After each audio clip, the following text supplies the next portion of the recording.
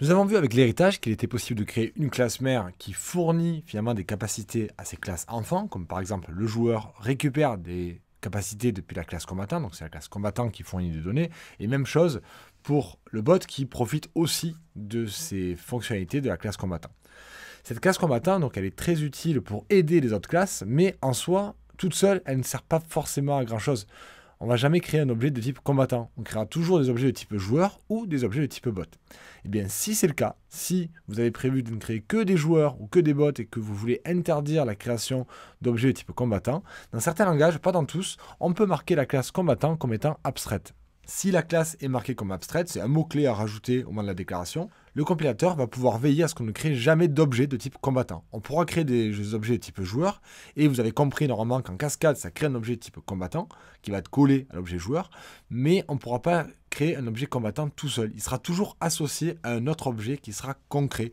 Les joueurs et les bots sont des objets concrets, les combattants seront des objets abstraits qui seront toujours associés à un autre objet.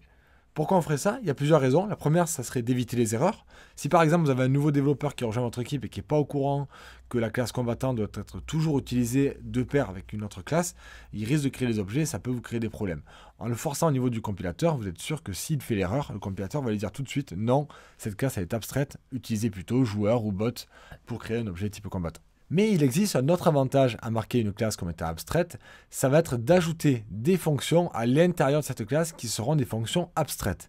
Qu'est-ce que c'est qu'une fonction abstraite? C'est une fonction qui a juste son nom dans cette classe-là et qui va rendre obligatoire dans les classes enfants de redéfinir la fonction. Vous serez obligé de la redéfinir. Si vous ne le faites pas, le compilateur refusera de compiler l'application. Ça veut dire que dès que vous allez dire que votre joueur hérite de la classe combattant, vous serez obligé de redéfinir la fonction et de fournir le véritable corps de la fonction à l'intérieur.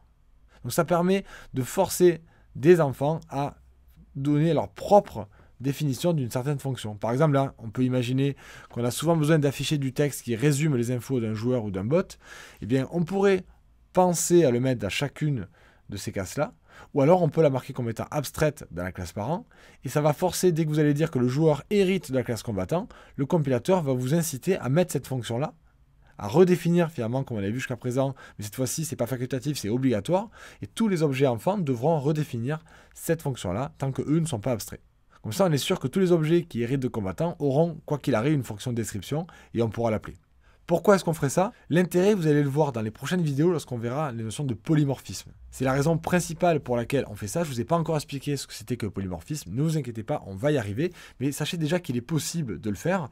Et l'intérêt réel, même si vous pouvez commencer à avoir l'intérêt en disant on force les enfants à avoir une certaine fonction, ça sera ultra utile une fois que vous aurez compris et vous saurez utiliser le polymorphisme.